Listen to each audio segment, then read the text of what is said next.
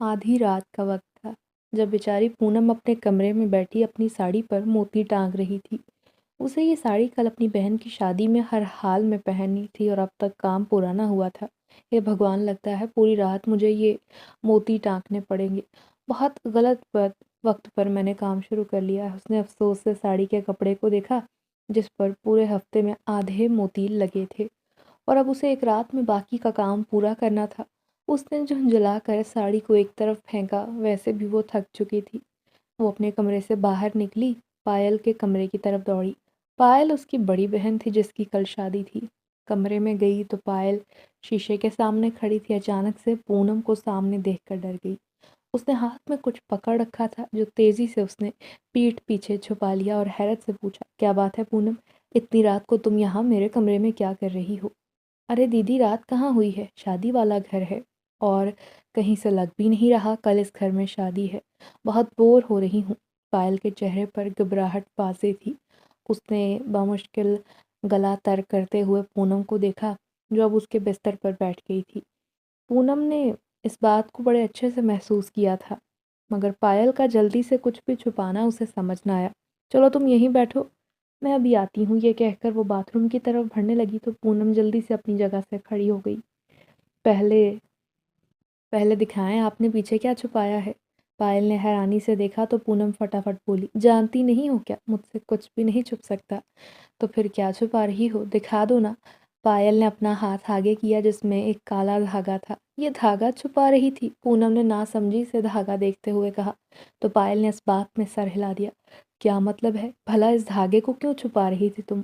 بڑی تو پائل تھی مگر بڑوں والا روب اس پر پونم ڈالتی تھی۔ ارے کچھ نہیں ہے چٹکی، جا نا اپنے کمرے میں، تجھے دیکھنا تھا تو میں نے دکھا دیا، بس اب تو جا۔ مگر پونم اپنی بات پر قائم تھی، وہیں پر کھڑی رہی۔ پہلے بتاؤ یہ کیا ہے، پھر چلی جاؤں گی۔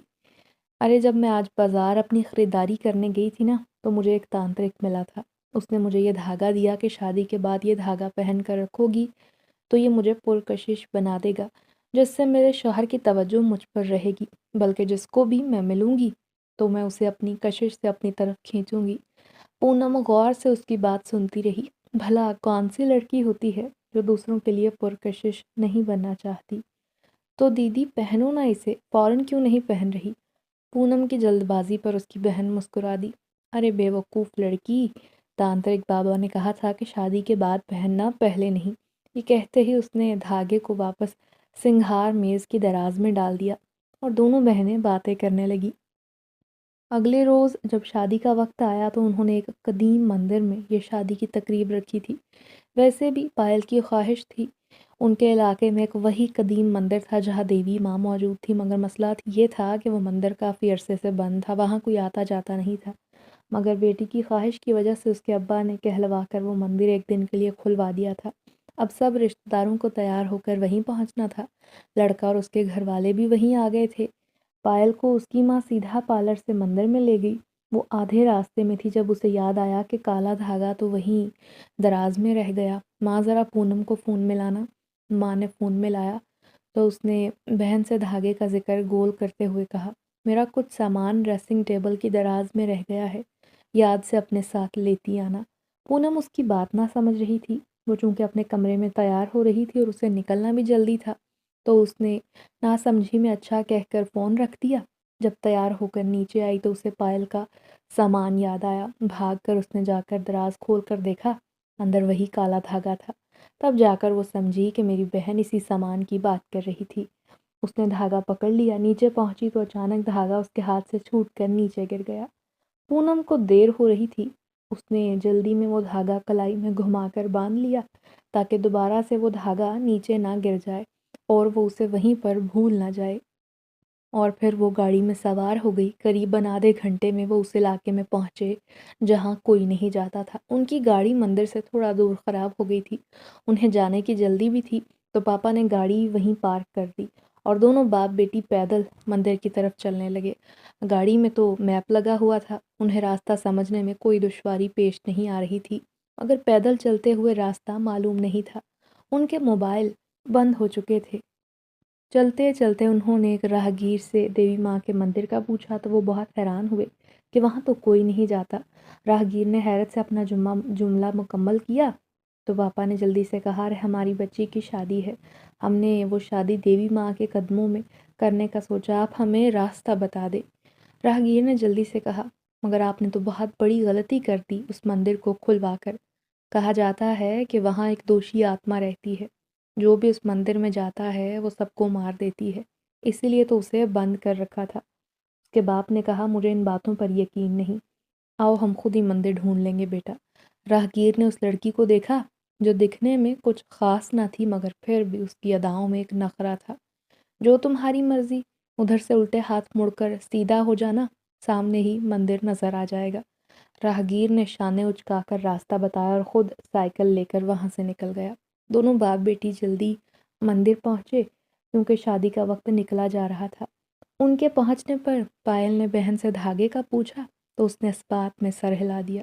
دوسری طرف پنڈت نے پڑھائی کرنا شروع کر دی۔ ادھر پائل پھیرے لے رہی تھی جب پونم کو مندر کے باہر کوئی کھڑا ہوا نظر آیا۔ وہ دھیرے دھیرے چلتی ہوئی باہر آئی مگر اب وہاں کوئی بھی نہیں تھا۔ اپنا وہم جان کر اس نے کندھے اچکائے اور واپسی کے لیے پلٹی تو پھر سے اسے لگا کہ وہاں کوئی ہے، مگر دوبارہ کوئی نہ تھا۔ جب واپس اندر آئی تو بہن کی مانگ میں سندور لگایا جا رہا تھا۔ ان دونوں کی شادی ہو گئی تھی، اب وہ بڑے بوڑھوں کے پیر چھو کر دعائیں لے رہے تھے۔ پائل سب کے بعد بہن کے پاس آئی اور اس سے دھاگا مانگا۔ پونم نے مسکراتے ہوئے اپنی کلائی سے دھاگا اتارنا چاہا مگر حیران رہ گئی کیونکہ اس کی کلائی میں کوئی بھی دھاگا نہیں تھا۔ اس نے دونوں ہاتھوں کی کلائیوں کو اچھے سے دیکھا مگر دھاگے کا نام و نشان بھی نہ تھا۔ پائل پریشان ہو گئی۔ پونم نے آگے بڑھ کر اسے گلے لگا کر دلاسا دیتے ہوئے کہا، ارے پریشان نہ ہو بہنا، میں باہر گئی تھی تو دھاگا کہیں باہر گر گیا ہے، میں ابھی دیکھ کر آتی ہوں، تم یہی رکو۔ مگر میں نے تمہیں منع کیا تھا نا، تانترک بابا نے سختی سے کہا تھا کہ شادی سے پہلے وہ دھاگا نہیں پہننا، پھر تم نے کیوں پہنا؟ ارے اچھا اچھا، ابھی ڈھونڈ کر لاتی ہوں میری بہن، پریشان مت ہو۔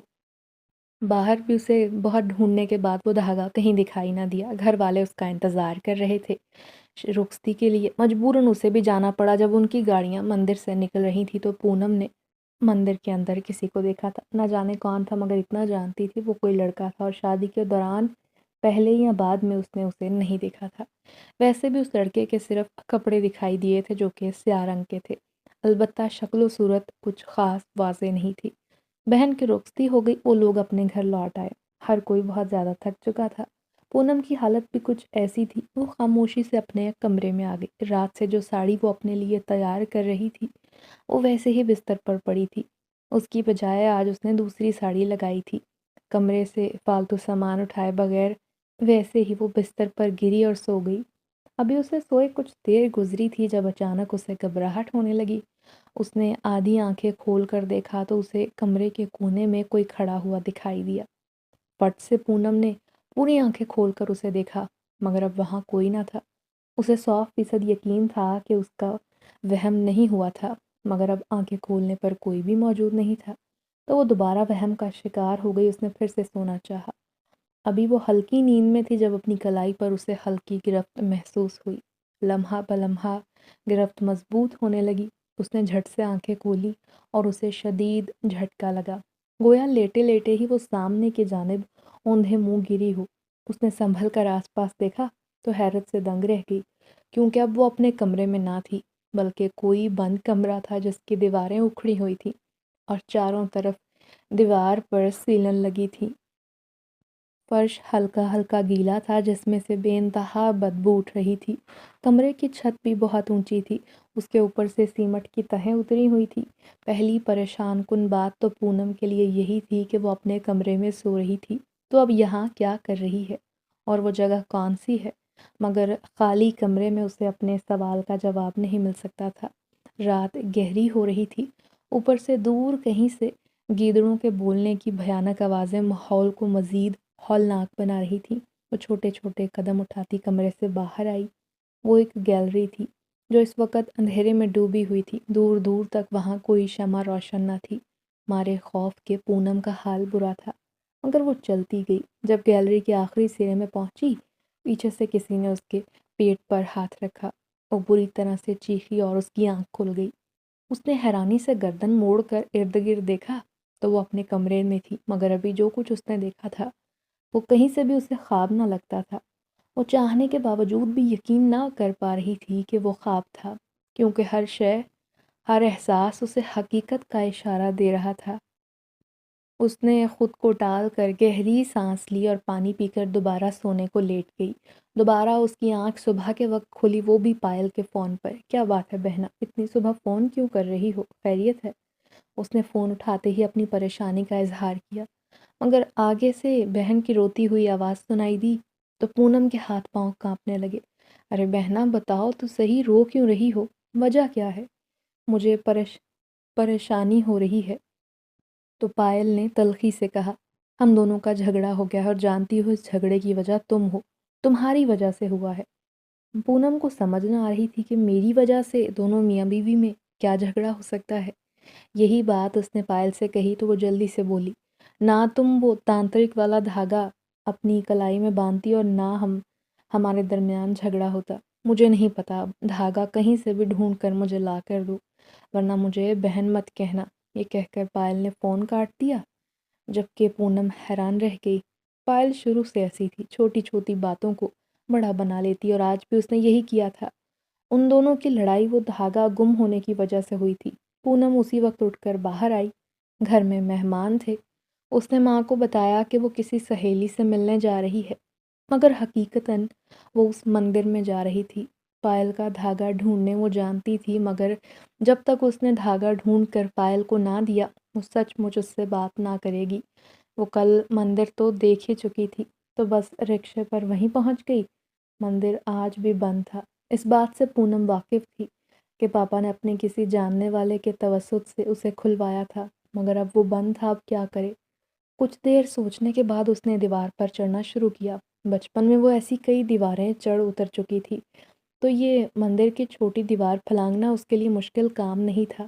بس اس نے دھیان رکھا کہ کسی کی نظر نہ پڑے۔ پھر اس نے مندر کے اندر چھلانگ لگائی۔ وہاں خاموشی تھی، بالکل ویرانہ تھا۔ کل تو اچھی خاصی چہل پہل تھی۔ سب سے پہلے وہ دیوی ماں کے سامنے گئی اور پھر اس کے بعد دھاگا ڈھونڈنے کی کوشش کرنے لگی۔ ہر جگہ اچھے سے دیکھنے کے باوجود اسے دھاگا نہ ملا تو وہ تھک ہار کر ایک طرف بیٹھ گئی۔ اسے سردی بھی بے تحاشا لگ رہی تھی۔ اچانک اس کی نظر مندر کے رہائشی حصے پر پڑی جہاں ماضی میں پنڈت رہا کرتے تھے۔ اچانک اسے بیٹھے بیٹھے خیال آیا کہ یہ جگہ تو میں پہلے بھی دیکھ چکی ہوں، مگر کہاں؟ وہ سمجھ نہ پا رہی تھی۔ پھر ایک ٹرانس کی کیفیت میں چلتی ہوئی وہ مندر کے رہائشی حصے کی طرف آ گئی تو سامنے گیلری تھی جو اسے کہیں دیکھی دیکھی لگی۔ ارے ہاں، یہی تو وہ جگہ ہے جو میں نے کل خواب میں دیکھی، جبکہ حقیقت میں یہ جگہ پہلی بار دیکھ رہی ہوں۔ یہ کیسے ممکن ہے؟ یہ سوال اسے حیران پریشان کر رہا تھا۔ وہ دھیرے دھیرے قدم اٹھاتی گیلری کے آخر میں پہنچی تو اسے وہاں ایک کمرہ نظر آیا جس کا دروازہ ویسا ہی تھا جو اس نے خواب میں دیکھا تھا۔ دروازہ کنڈی کھولنے پر اندر سے کمرہ ہو بہو وہی تھا، ویسے ہی گرد و غبار سے اٹا ہوا، حتیٰ کہ جالے بھی ویسے ہی لٹک رہے تھے۔ اس پر عجیب کیفیت چھائی ہوئی تھی، اور جب ٹھک سے کمرے کا دروازہ بند ہوا وہ ہوش میں آئی۔ پونم نے گھبرا کر پیچھے دیکھا تاکہ دروازے کو کھول سکے، مگر ناکام رہی۔ تبھی اسے اپنے پیٹ پر کچھ رینگتا محسوس ہوا۔ اس نے دھڑکتے دل کے ساتھ اپنے پیٹ کو دیکھا تو اس کے رہے سہے اوزان خطا ہو گئے۔ اس کے پیٹ پر ایک آدمی کا ہاتھ نظر آ رہا تھا، حالانکہ ابھی اس نے کمرے میں دیکھا تھا وہ بالکل خالی تھا، وہاں کوئی بھی نہ تھا۔ اور پھر اس نے آہستگی سے مڑ کر دیکھا تو چکرا کر رہ گئی۔ اس کے پیچھے ایک آدمی کھڑا تھا، اس کی آنکھیں لال سرخ تھیں، دیکھنے میں انسان تھا۔ تم کون ہو اور یہاں کیسے آئے؟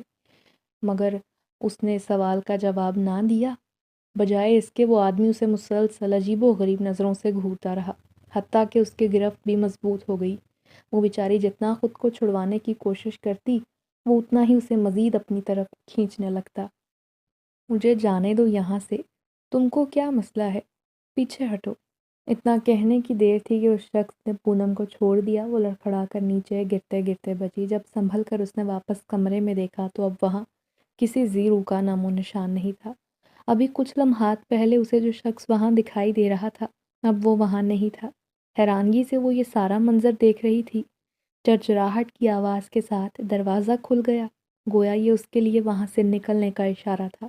اس نے بغیر پیچھے دیکھے تیزی سے باہر کی طرف قدم بڑھائے اور بھاگتی ہوئی مندر کی بیرونی دیوار کو پار کر گئی۔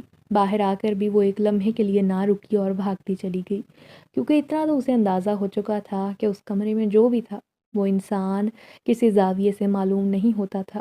راستے میں اسے ایک ویگن ملی تو وہ سوچے سمجھے بغیر اس میں سوار ہو گئی۔ بہت دیر بعد جب اس نے حواسوں میں واپس لوٹتے ہوئے سر اٹھا کر دیکھا تو وہ کوئی اور سڑک تھی اور کہ اس کے گھر کا راستہ نہیں تھا۔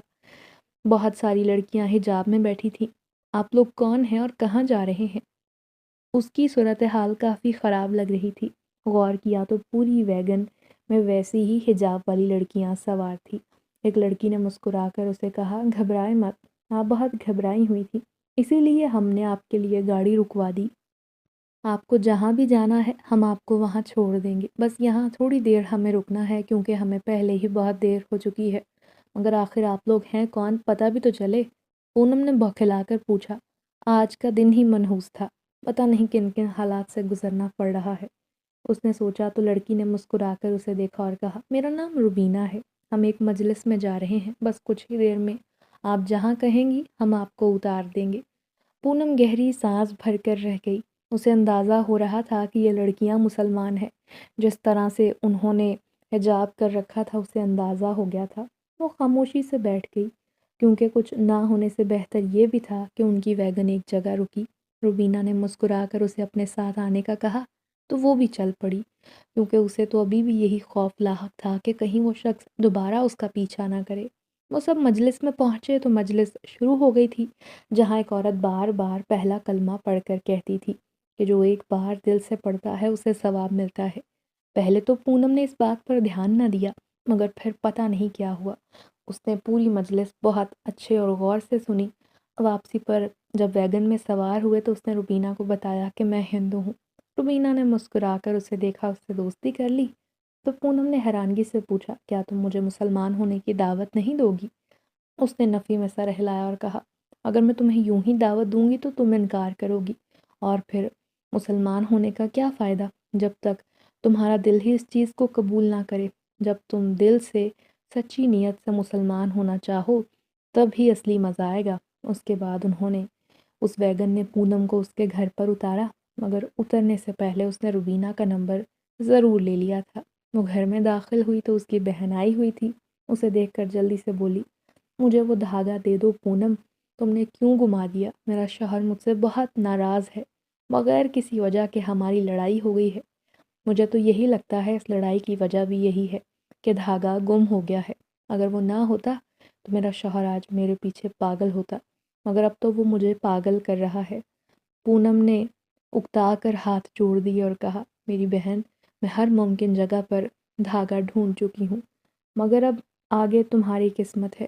ویسے بھی یہ رشتے دھاگوں پر نہیں چلتے بہنا، ضرور تمہاری کوئی نہ کوئی غلطی ہوگی جو انہوں نے یوں جھگڑا کیا۔ شور تبھی ہوتا ہے جب دو برتن آپس میں ٹکراتے ہیں۔ پونم ایک طرف بیٹھ گئی، پائل تو غصے میں پاگل ہونے لگی تھی۔ پونم خاموشی سے اٹھ کر اپنے کمرے میں آ گئی، کیونکہ اس کی بہن اس وقت اپنے حواسوں میں نہ لگ رہی تھی۔ دوسری جانب پونم نے ماں سے بات کرنے کی کوشش کی تو تو بہن نے ادھم مچا لیا۔ ماں اسے سنبھالنے میں لگ گئی تو پونم خاموشی سے اپنے کمرے میں چلی گئی۔ اسے سمجھ نہ آیا کہ کیا کروں، کیا اپنے ساتھ بیتے ہوئے واقعات ماں کو بتاؤں یا نہ بتاؤں۔ وہ بھی یہی سب کچھ سوچ رہی تھی جب آئینے کے سامنے کھڑی ہو کر اپنے آپ کو دیکھنے لگی۔ کچھ ہی لمحوں کی دیر تھی جب آئینے میں سے دو بازو باہر نکلے اور انہوں نے پونم کے گلے کو دبوچ لیا۔ خوف کے مارے پونم کی آنکھیں الٹ گئیں۔ اس نے چیخنا چاہا مگر اس کا گلا بہت زور سے کسی نے دبایا ہوا تھا۔ وہ بامشکل سانس لے پا رہی تھی۔ اس نے خود کو چھڑوانا چاہا مگر ہاتھوں کی گرفت خاصی مضبوط تھی۔ بے حد مشکل سے اس نے آنکھیں کھول کر سامنے دیکھا تو شیشے میں وہی لڑکا تھا جو اسے مندر کے کمرے میں ملا تھا۔ تبھی اس لڑکے نے ایک جھٹکے سے پونم کو چھوڑ دیا اور وہ پیچھے جا گری۔ حواسوں پر قابو پاتے ہی اس نے سامنے دیکھا تو وہ لڑکا اب آئینے میں سے نکل کر اس کے عین سامنے کھڑا اسے گھور رہا تھا۔ دیکھو، تم جو بھی ہو مجھے چھوڑ دو، بھگوان کا واسطہ ہے تمہیں، مجھے چھوڑ دو، پونم نے روتے ہوئے اسے کہا۔ وہ لڑکا دھیرے سے نیچے بیٹھا اور اس کے ساتھ پونم مزید پیچھے کھسک گئی، یہاں تک کہ وہ دیوار کے ساتھ جا لگی۔ وہ لڑکا دھیرے سے آگے بڑھا اور اس کے اوپر جھکتا ہوا گردن کے بے حد قریب ہو گیا۔ وہ اس کی سانسیں اچھے سے محسوس کر پا رہی تھی۔ اس نے چیخ ماری مگر اس کے حلق سے کوئی آواز نہ نکلی۔ گردن سے ہوتا ہوا وہ لڑکا پونم کے چہرے پر پہنچا تو نہ جانے اس کے دل میں کیا سمائی، اس نے جلدی سے پہلا کلمہ پڑھنا شروع کر دیا، جو آج پہلی بار اس نے مجلس میں سنا تھا اور بار بار سننے کی وجہ سے وہ اسے ازبر یاد ہو گیا تھا۔ کلمہ پڑھتے ہی اس نے آنکھیں بہت زور سے بھینچ لی تھی۔ جب دوبارہ آنکھیں کھولیں تو اب آس پاس کوئی بھی نہ تھا، کمرہ خالی تھا، حتیٰ کہ اسے لگا گویا ابھی جو کچھ دیکھا ہے اس کا حقیقت سے کوئی تعلق نہیں۔ وہ اٹھ کر آئینے کے سامنے آئی اور خود کو چھو کر دیکھا۔ آئینہ بالکل ٹھیک تھا۔ اس نے بال سمیٹے اور پریشانی کی حالت میں انہیں سوچوں میں گم بستر پر جا کر بیٹھ گئی۔ پتہ نہیں کب اسے نیند آئی۔ جب آنکھ کھلی تو ماں اس کے سر پر کھڑی اسے جگا رہی تھی۔ ماں کو دیکھا وہ انتہائی پریشان تھی۔ کیا ہوا ہے تمہیں؟ پونم نے حیرانی سے ماں کو دیکھا۔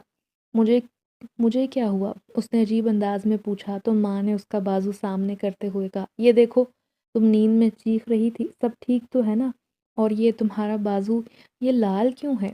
اور پونم نے ناسمجھی سے اپنے بازو کو دیکھا۔ اس کے بازو پر سرخ چھالوں کی طرح بڑے بڑے آبلے بنے ہوئے تھے۔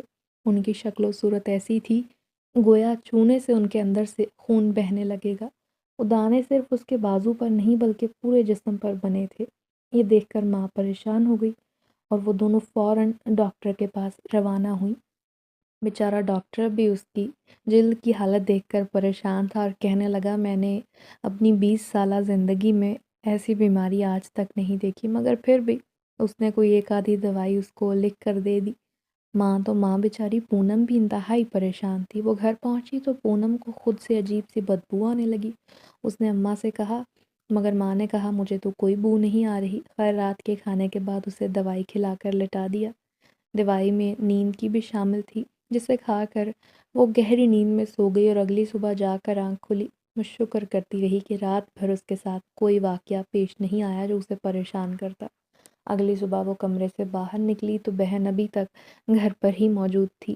اس نے پونم کو دیکھتے ہی اپنے ناک پر ہاتھ رکھ لیا اور کہا، تم سے اتنی گندی بدبو کیوں آ رہی ہے؟ مگر پونم کو خود سے کوئی بدبو نہ آ رہی تھی۔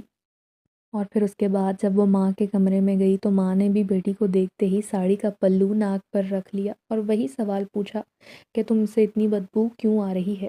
اب تو وہ پریشان ہو گئی تھی، مگر اب جب ماں نے یہی کہا تو اس کا واقعی پریشان ہونا بنتا تھا۔ شام تک اس کے جسم سے اٹھنے والی بدبو بالکل ناقابل برداشت ہو گئی تھی۔ جیسے تیسے کر کے اس کی والدہ اسے ہسپتال لے گئیں، مگر 2-3 ہسپتال میں چکر کاٹنے کے باوجود کوئی ڈاکٹر ایسا نہیں تھا جس کے پاس اس مسئلے کا حل ہوتا، بلکہ لوگ تو پونم کو ہاتھ لگانے سے ڈرنے لگے تھے کہ کہیں اسے کوڑ کا مرض نہ ہو گیا ہو۔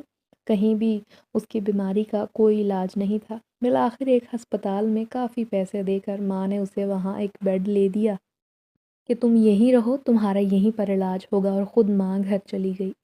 چاہے پونم جتنی بھی بیمار تھی مگر ذہنی طور پر تندرست تھی۔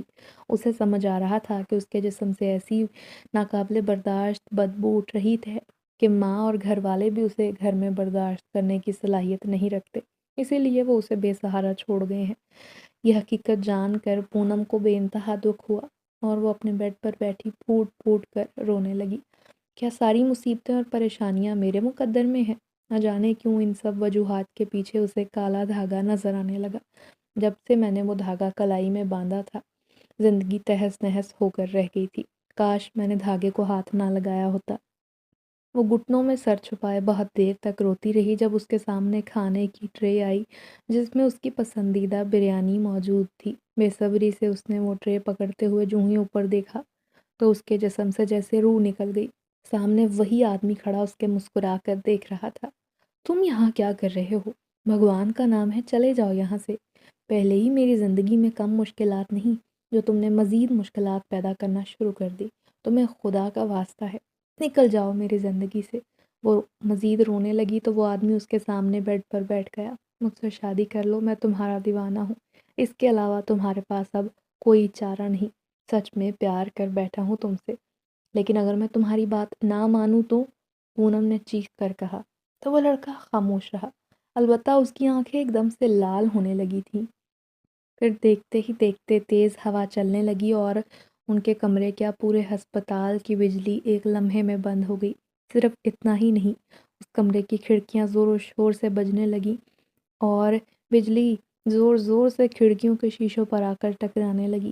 دیکھتے ہی دیکھتے چند لمحات میں پورے ہسپتال میں قیامت کی جھلک برپا ہو گئی۔ مریض پریشانی سے بوکھلا کر چیخنے لگے تھے۔ پونم نے سہم کر اس لڑکے کو دیکھا جس کا چہرہ اندھیرے میں بھی قدرے واضح تھا۔ وہ سمجھ گئی کہ یہ جو کچھ بھی ہو رہا ہے اس سب کے پیچھے یقیناً اسی کا ہاتھ ہے۔ بند کر دو یہ سب بھگوان کے لیے، کیوں تم ان لوگوں کو اذیت دے رہے ہو؟ میں ہوں نا، مجھے تنگ کرو، مجھے ستاؤ، مگر ان لوگوں کو کچھ مت کہو۔ پونم نے ہاتھ جوڑ کر سسکیاں لیتے ہوئے کہا تو اچانک سے ماحول پہلے جیسا ہو گیا تھا۔ بجلی بھی آ گئی تھی، ہوا کا شور اور کھڑکیوں کے پٹ کا ہلنا جلنا ساکت ہو گیا تھا، جیسے یہاں کچھ ہوا ہی نہ ہو۔ اب بتاؤ، کرو گی مجھ سے شادی؟ اس لڑکے کے اس انداز پر پونم کا جی چاہا کہ اس کا منہ توڑ دے اور چہرے کی ایک بھی ہڈی سلامت نہ رہنے دے۔ بتاؤ کرو گی؟ وہ اپنی بات پر ابھی بھی قائم تھا۔ پونم نے مجبوراً اس بات میں سر ہلا دیا۔ اس کا جواب سن کر لڑکا بے حد خوش ہوا اور اس نے ہاتھ بڑھا کر پونم کو ہلکے سے گال پر چھوا۔ اس نے کرب سے آنکھیں بند کر لی۔ جب دوبارہ آنکھیں کھولیں تو اب وہ ہسپتال کے بستر کی بجائے کسی اور جگہ موجود تھی۔ آس پاس بڑے بڑے پیڑ تھے، دکھنے میں وہ کسی جنگل سے کم نہیں لگ رہا تھا۔ یہ تم مجھے کہاں لائے ہو؟ مجھے واپس اپنے گھر جانا ہے، پونم نے ڈر کر اسے دیکھتے ہوئے کہا تو وہ مسکرا کر بولا، اب یہی تمہارا گھر ہے، چلو آؤ شادی کر لیتے ہیں۔ اس لڑکے نے ایک ہاتھ سے چٹکی بجائی اور دیکھتے ہی دیکھتے وہاں موجود بڑا سا پیڑ جلنے لگا۔ آگ کی بڑی بڑی لپٹیں اٹھنے لگیں۔ چلو ہمارا ہون تیار ہے، شادی کریں۔ پونم ایک قدم پیچھے ہٹی تو جنزادے لڑکے نے اسے غصیلی نگاہوں سے گھورا اور دیکھتے ہی دیکھتے اس کی شکل بدلنے لگی۔ وہ ایک انتہائی بھیانک روپ اختیار کر چکا تھا۔ پونم چیخی اور خوف کے مارے آنکھیں میچ لیں۔ جب دوبارہ آنکھیں کھولیں تو وہ ہسپتال کے بستر پر موجود تھی اور اچانک اسے بدبو کے بھبکے اٹھنے لگے۔ اس نے حیرانی پریشانی سے ارد گرد دیکھا تو وہ بدبو کہیں اور سے نہیں، اس کے اپنے وجود سے آ رہی تھی۔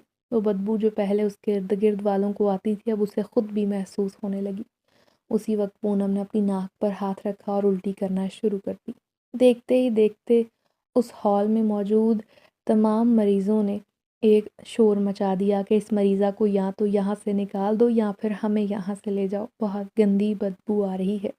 اتنے سارے مریض اور کہاں وہ اکیلی مریضہ۔ بالآخر ایک ڈاکٹر نے اسے وہاں سے جانے کا کہا اور ساتھ ہی اس سے معافی بھی مانگ لی کہ لڑکی ہمارے پاس تمہارے مرض کا علاج نہیں، بہتر ہے تم یہاں سے چلی جاؤ، اپنی وجہ سے ان مریضوں کو مشکل میں نہ ڈالو، ان میں سے کوئی بھی تندرست نہیں۔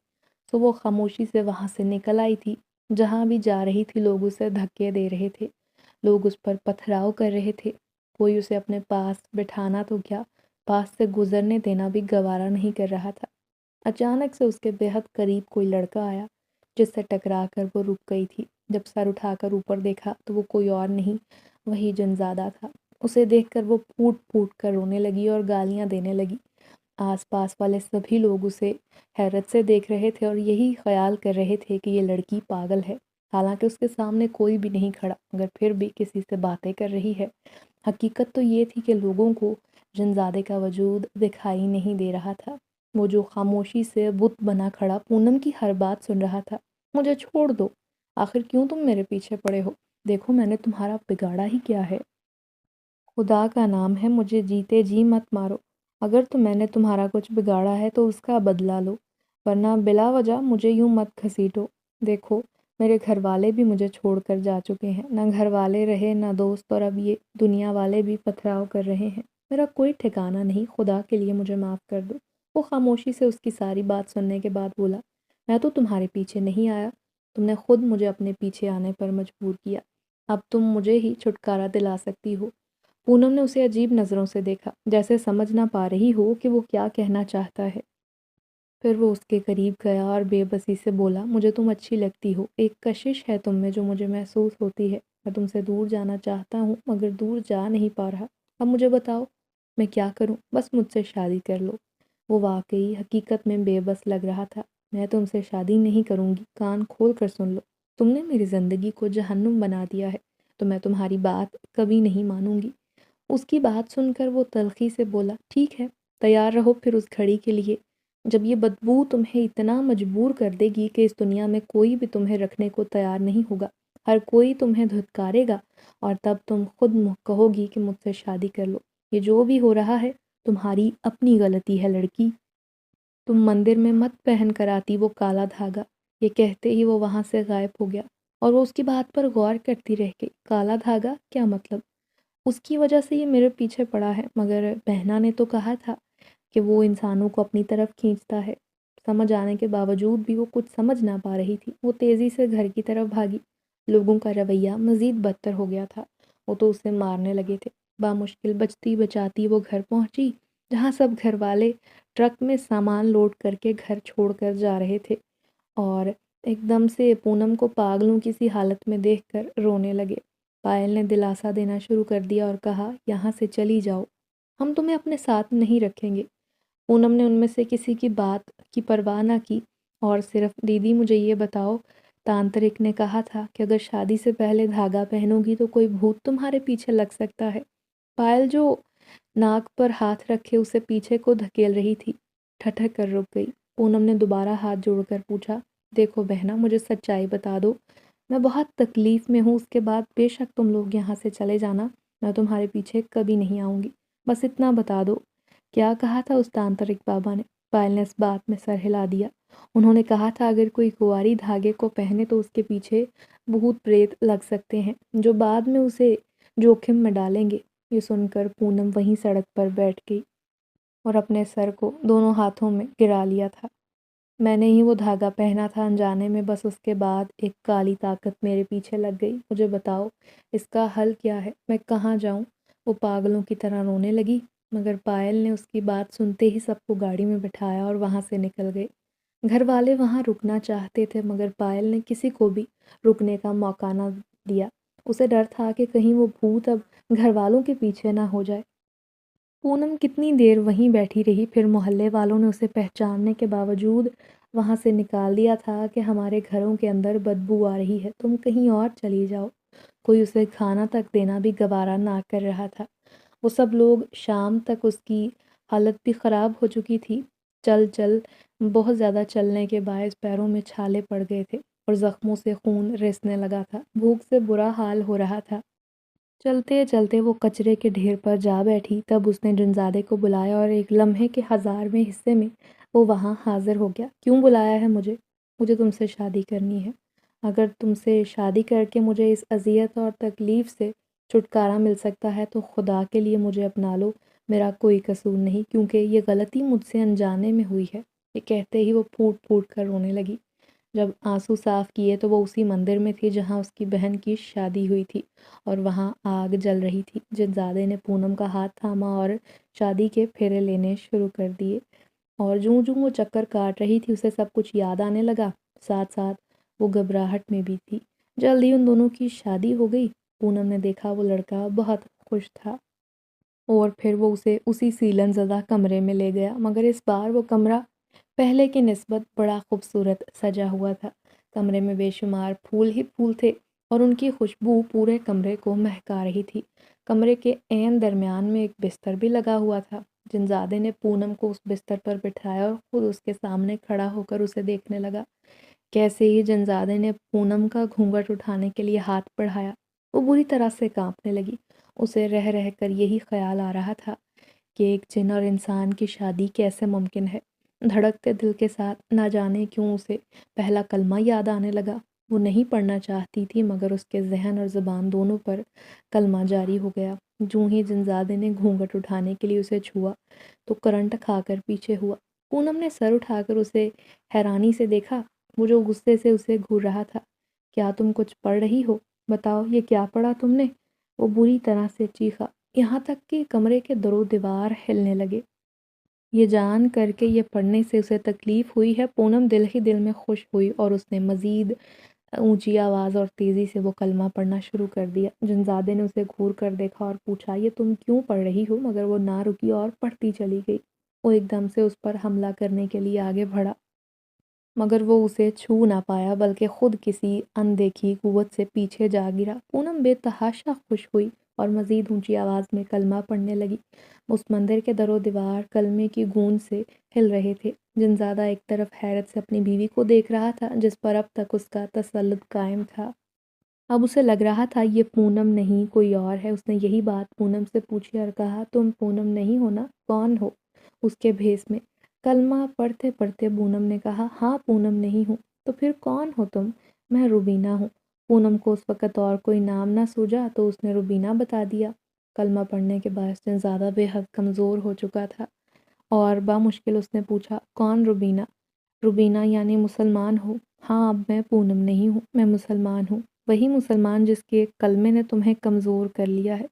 بدل لیا ہے میں نے اپنا دھرم، کیونکہ مجھے پتہ چل چکا ہے میرے دھرم تمہارے سامنے کمزور تھا، مگر میرے نئے دھرم کے چھوٹے سے کلمے نے تمہیں کمزور کر ڈالا۔ وہ پاگلوں کی طرح چلا کر بولی جب اچانک سے فضا میں ایک دھماکہ گونجا اور وہ جنزادہ وہاں سے چیختا ہوا غائب ہو گیا۔